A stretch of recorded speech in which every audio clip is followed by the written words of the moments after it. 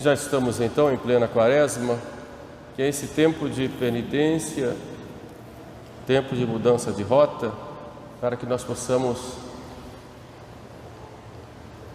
tomar rumo na nossa vida, buscando o principal, que é a salvação da nossa alma.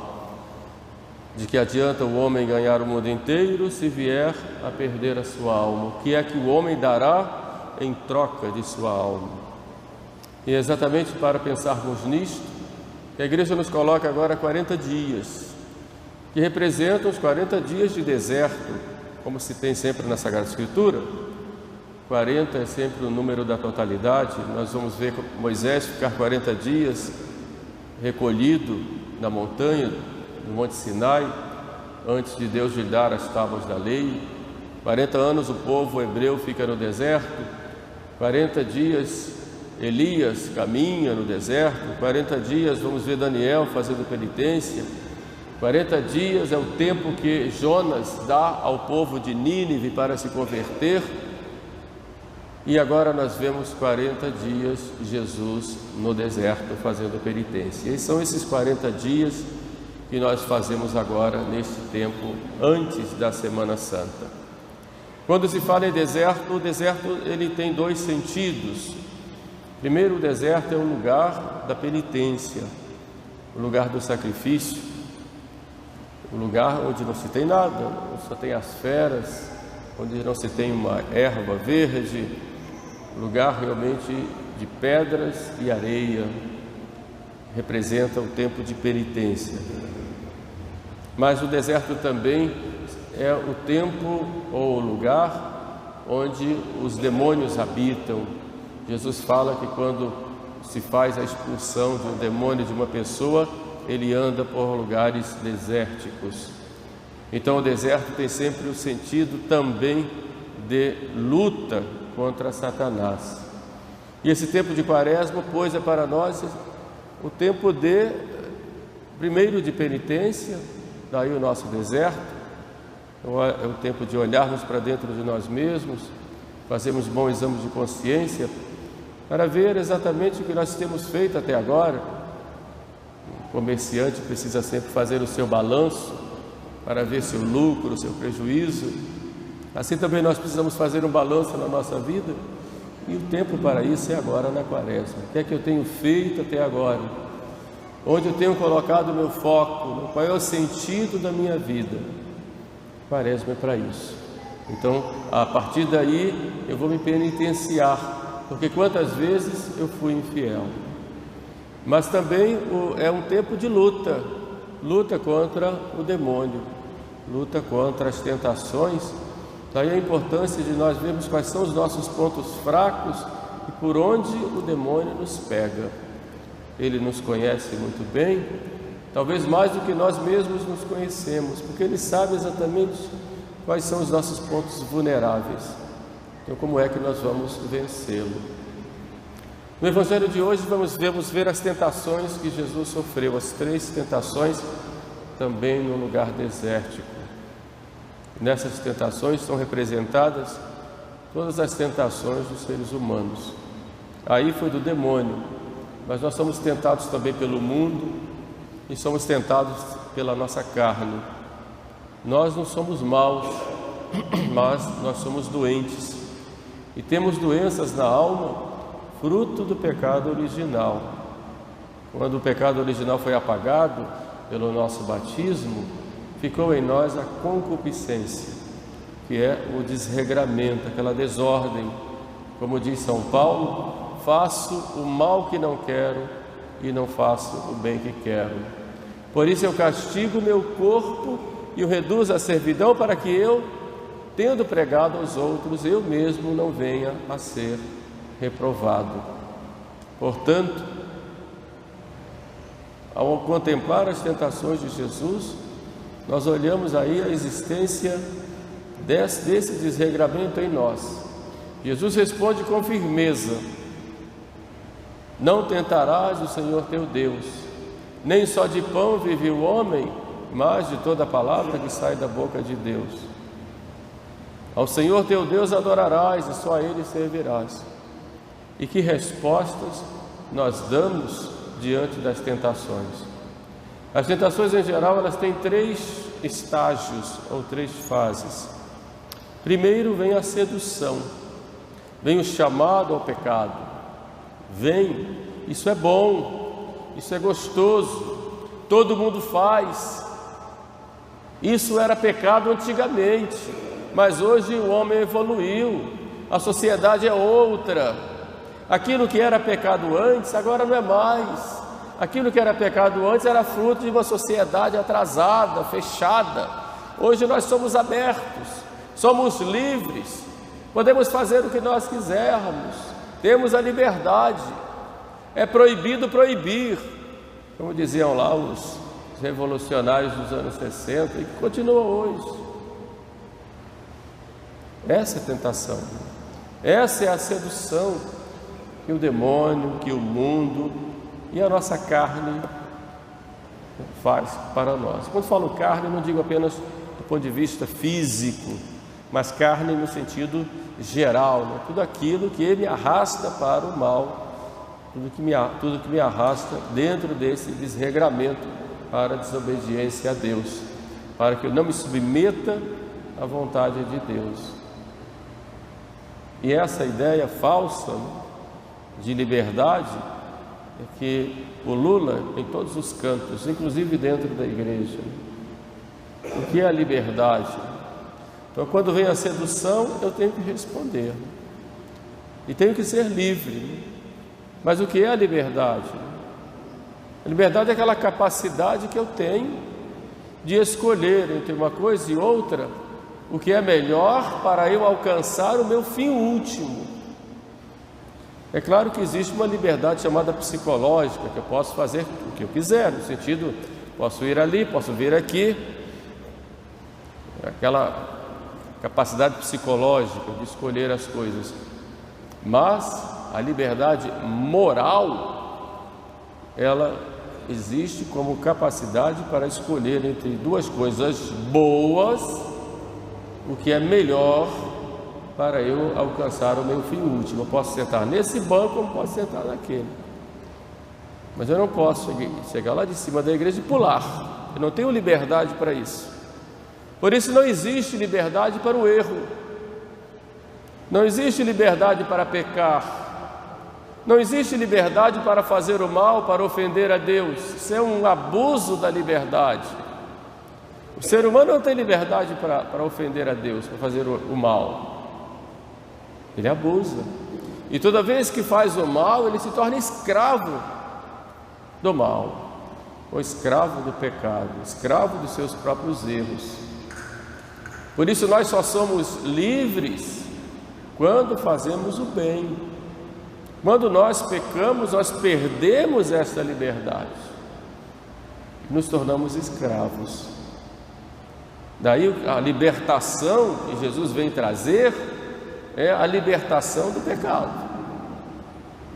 a libertação dessa escravidão a que o homem se submete quando ofende a Deus.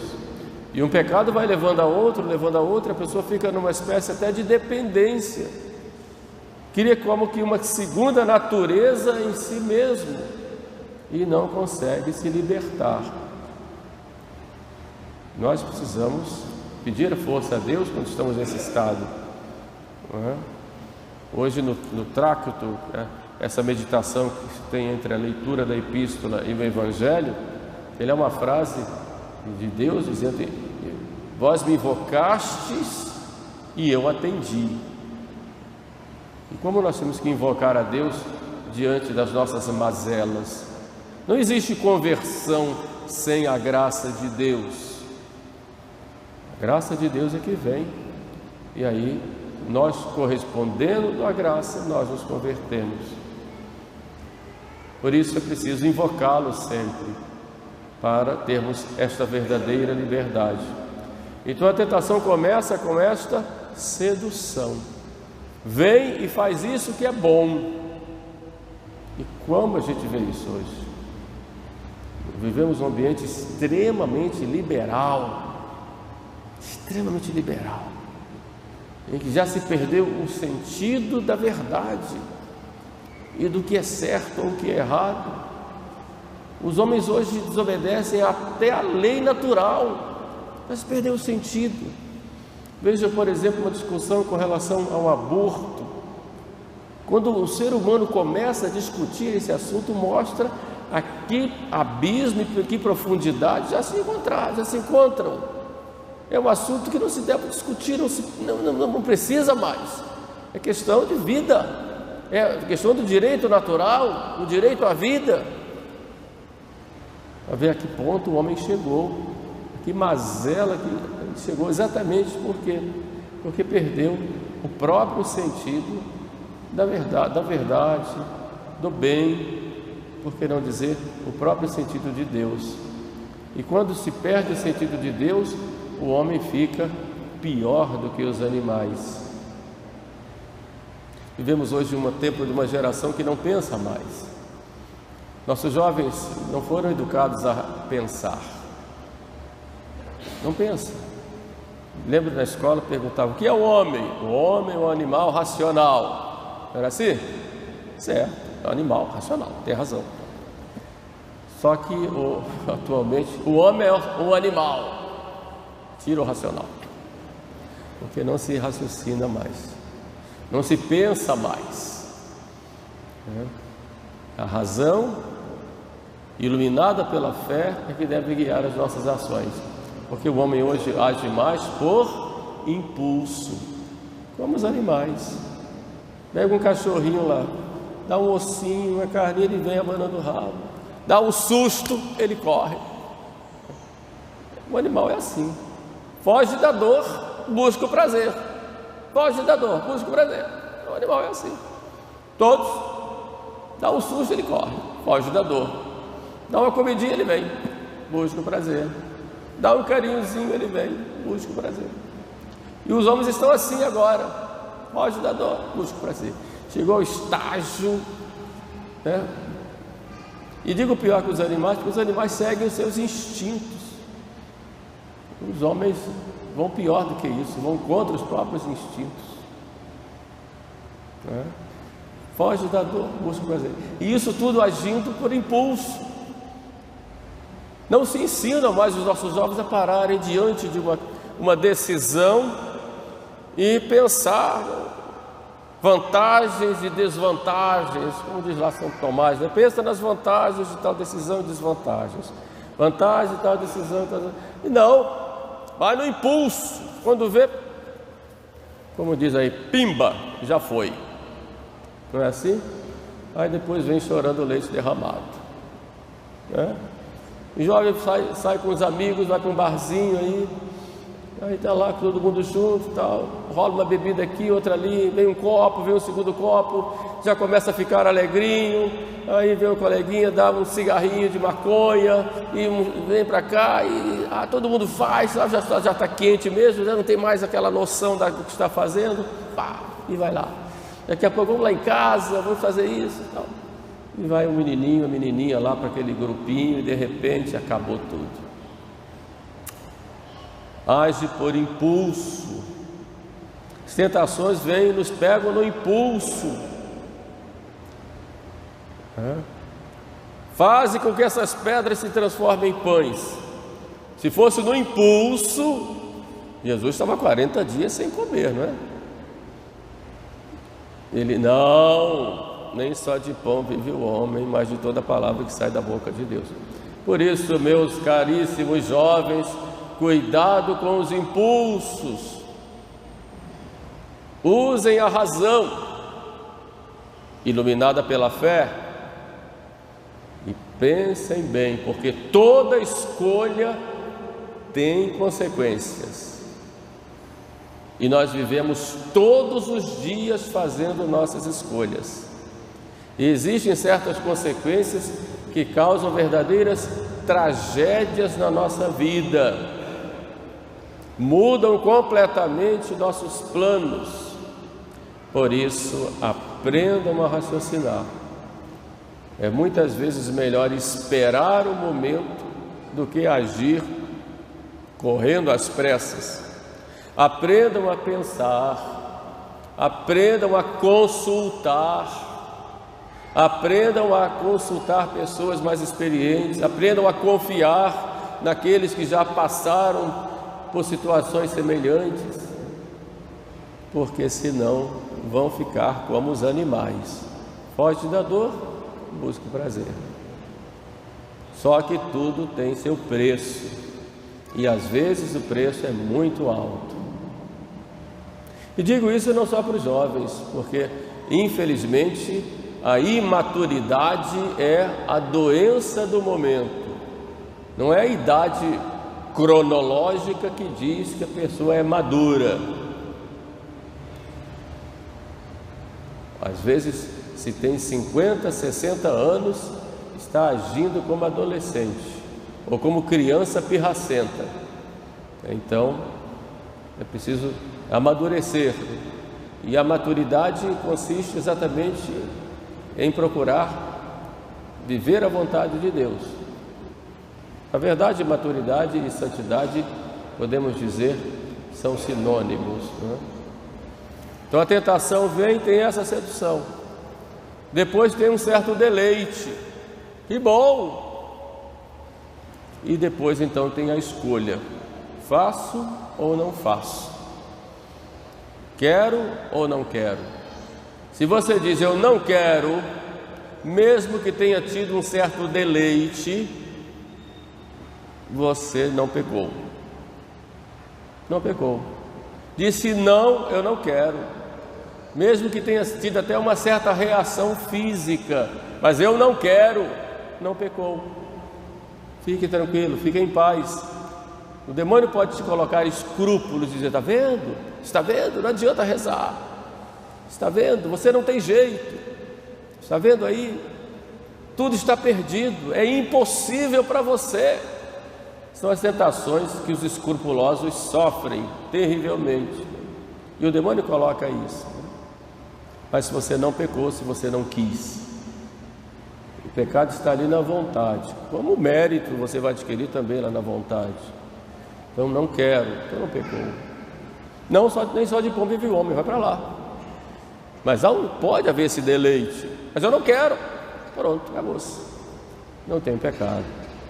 Agora, se eu digo quero, mesmo que não tenha executado do ponto de vista material, se lá dentro de mim eu quero, aí eu pequei.